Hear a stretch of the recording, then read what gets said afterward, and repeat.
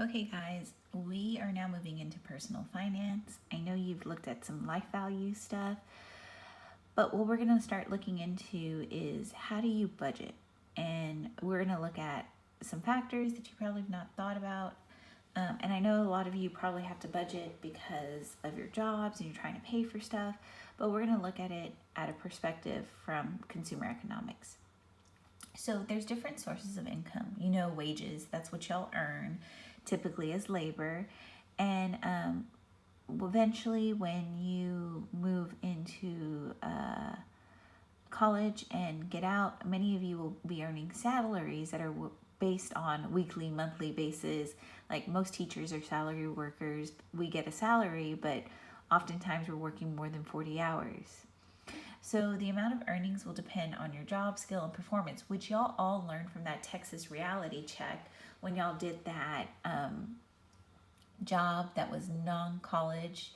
Some of you weren't making a lot, and then you took the college one, were making a little bit more, and then when you did the one with the pay that was over 100,000, you realized they had a lot of have certifications and degrees. So again, we learned that from the Texas reality check assignment. So there's also different types of income beyond your salary and your wages. They're known as assets, like your possessions. Your parents own houses. That possession is worth something. Bank accounts, savings, stocks and bonds, and precious metals. A lot of people who save can earn interest, and we learned that in our monetary policy unit that savers and banking accounts don't make as much interest because of the rate of inflation. What we're going to look at is how do we create wealth. A lot of it's through saving and investing.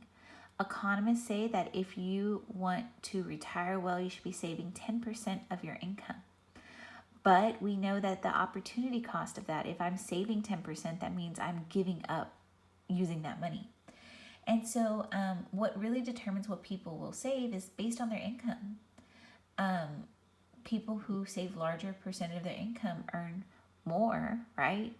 If you're living out on that non-college job, right, with a high school diploma, you're not going to be able to save a large portion of your income because a lot of that money is going towards your daily essentials, your needs.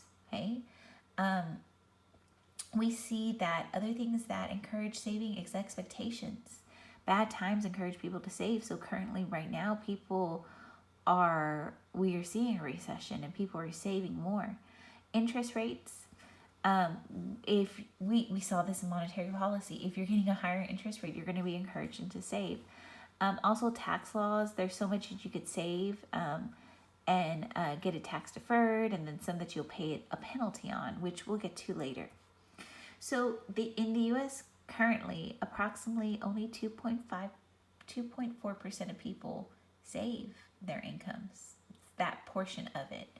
And so in all reality, 2.4% of their income, that's not enough to be able to pay for if you lost a job, okay? So what we're seeing that in light of the times today, we really need to get very savvy on our saving and budgeting so we could, if we fall short, have that to fall onto. So savings, we know that this is an absence of spending.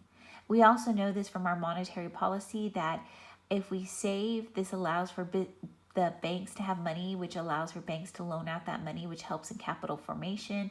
When banks are able to loan out that money to businesses, businesses can get that money and our GDP increases, which we learned that in monetary policy. So now what we're going to look at is why you should budget, why you should control your spending and save.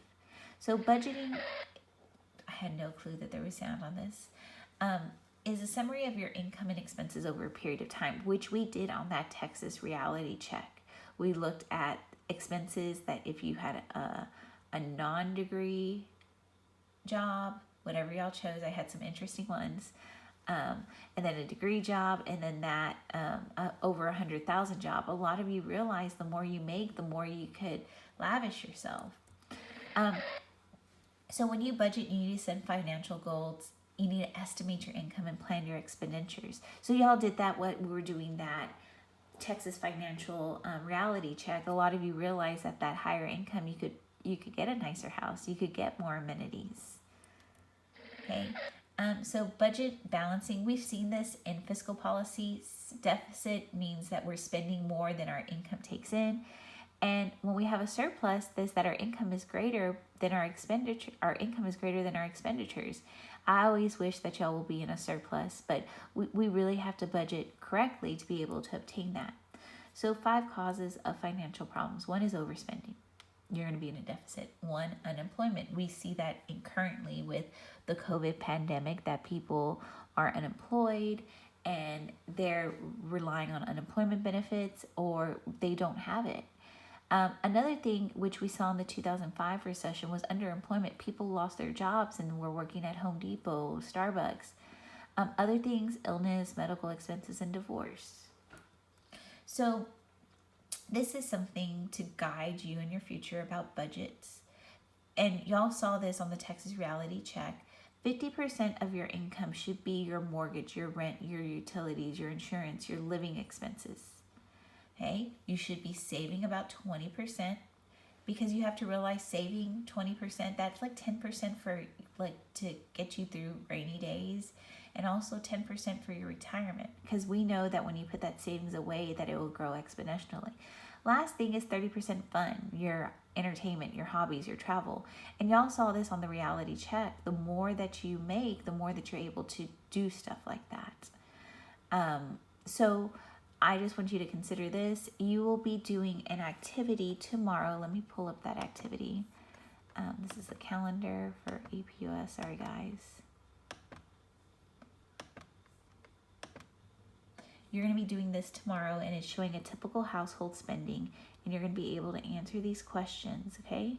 So it's just talking about budgeting and families and what typically people are spending. And this has been itemized data that has been brought to you to understand what a typical family is making, the median income of the United States. And then you will answer this and send it to me. Okay, guys, bye.